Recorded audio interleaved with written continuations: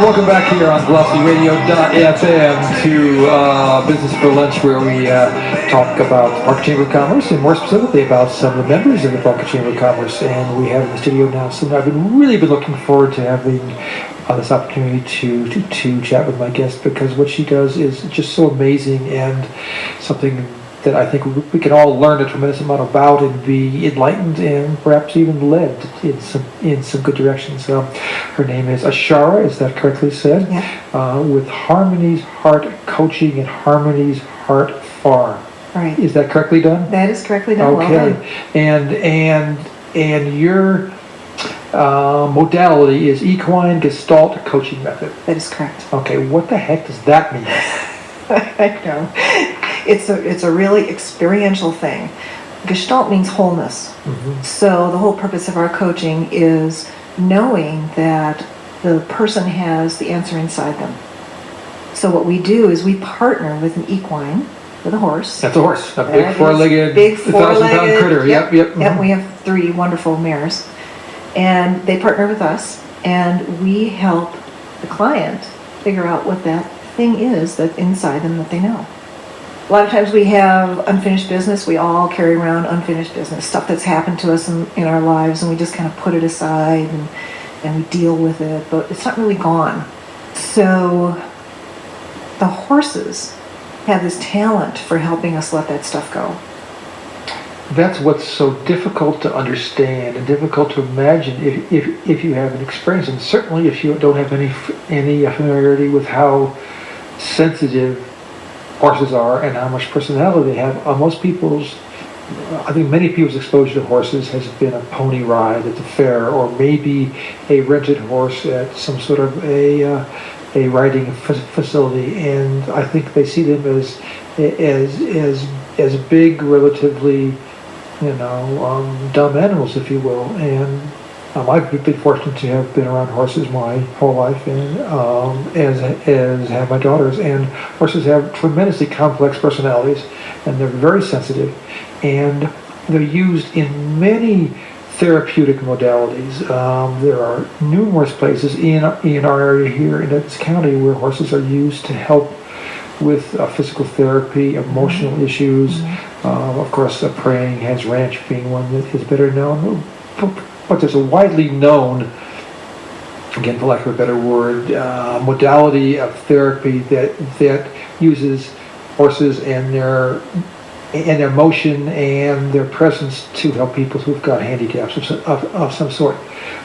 But this is much beyond that and much more mainstream in the sense that it applies to anyone and most everyone. As you said, we all have issues that, whether they were rationally founded or not, and whether they still apply or not, we carry around with us. And most psychotherapy and even psychiatry is based upon getting to the root of whatever it was that caused whatever it is that's making you incomplete or unhappy or not all you can be right now.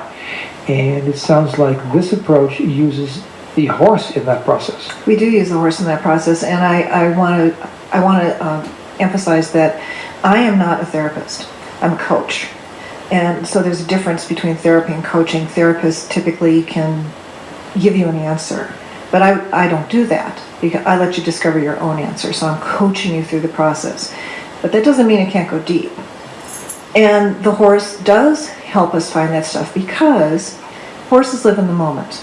They're very authentic beings. What you see is what you get. And when we have unfinished business, we put up barriers, we put up masks, and when we step in with the horse sees that. And the horse will say, I'm not dealing with that. I'm not dealing with that mask. I'm not dealing with that barrier. You show me who you really are. So using the horse and using me and interpreting what the horse is doing, we coach the client to drop that stuff. And we use all different kinds of experiments, which is the thing I love about Gestalt, because it is so experiential. It's not talk. We're not just talking, we're doing stuff. And moving your body, all the somatics inside your body. Energy work, all of that helps you let go of this mask and the stuff that you've just been kind of hanging on to. And I mean, in order to become this coach, I had to go through an 18-month coaching process, or training process, very intensive. I had to go to 8 trainings called cores, and they're 3.5 days each, very intense, where we learn, we practice the techniques, plus we do our own personal work. Mm-hmm. And the stuff I learned about myself just had to be just my mind-boggling. Yeah. And then, I'll share about myself. My first core, I was like, oh, all these people have all these problems and they're just so good, I'm so together. Yeah, right.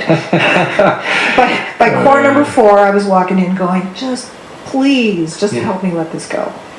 And, it never ends. There's always work. There's always work. I mean, any again, to use an overused term, any self-improvement kind of process, if it's worth its weight, ends up saying there's always work. It's always work. It's never easy. If it was easy, we wouldn't carry this crap around. That's right. And whether it's digging in or it's letting go or it's facing up to or any combination of those kind of experiences, it's work.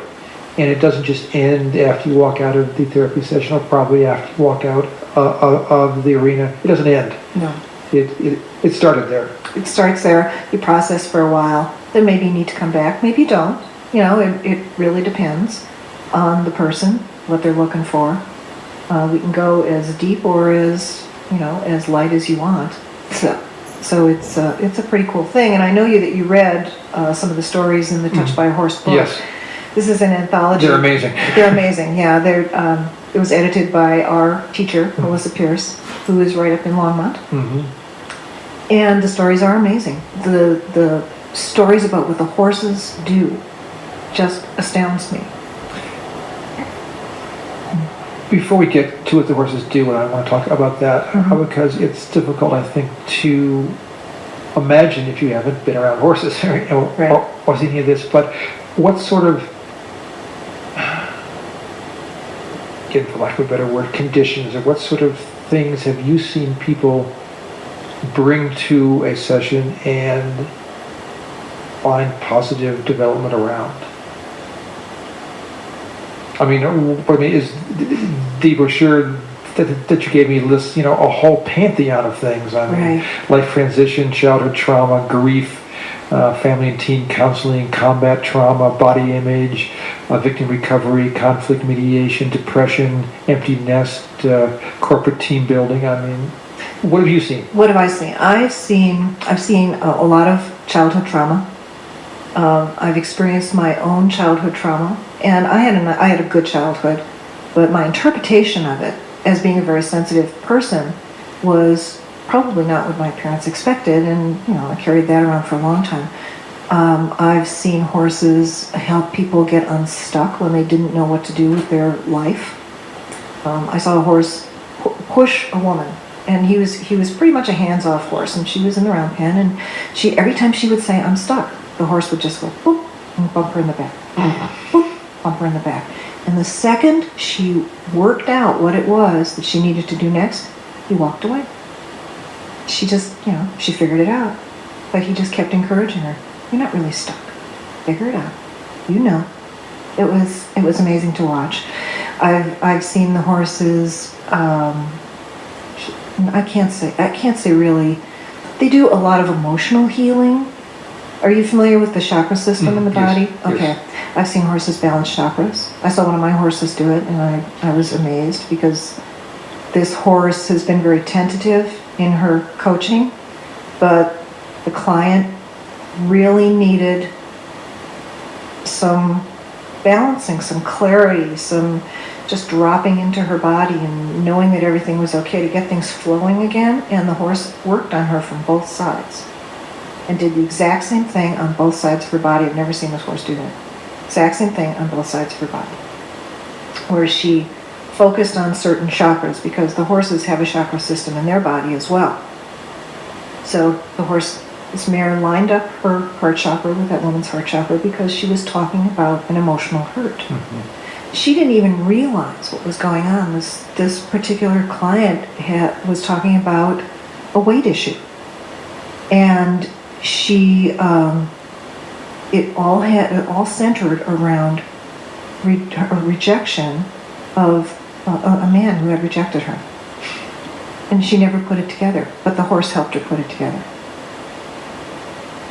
That just reminds me of two things. One, how incredibly complex we are as people, and how we respond to stimuli in a way that might help us or seem appropriate at the moment, that may be totally incorrect or irrelevant, but we make it valid, and then we carry that around, and then later, when it really is no longer even valid, we're still carrying it around. Still carrying around. And so we're complex, and most of the time, you see, we don't even know what's going on inside of ourselves. Mm-hmm. How in the world do horses do this? I mean, horses don't speak. Horses don't. We don't communicate verbally directly with horses. I mean, how can horses actively assist people? I mean, that just seems like some sort of a foo-foo, ya-ya sort of, new age thing. How does that happen? It does seem kind of foo-foo and ya-ya, and I think the explanation might take a little longer than 30 seconds, but everything is energy. Yeah. And I think that has been scientifically proven. Yes, it has. Okay. Absolutely. So horses can feel that. They can feel the energy field. They've been working with humans for so long that they understand us probably better than we do. And that genetic memory gets passed down. The horses just know what to do. They can feel the energy. Wow. Well, again, anybody who's been around horses know how sensitive they are. We had an old quarter horse mare who was just gentle with children. I mean, you could put my grandkids on her, and she was gentle as could be, and never. I'd get on her, and she'd be wild and crazy. My daughters would, ride her, and she'd be stubborn. I mean, her behavior was very distinctively different with different people on her back or around her, and she somehow tuned in and was a different, or manifested herself differently.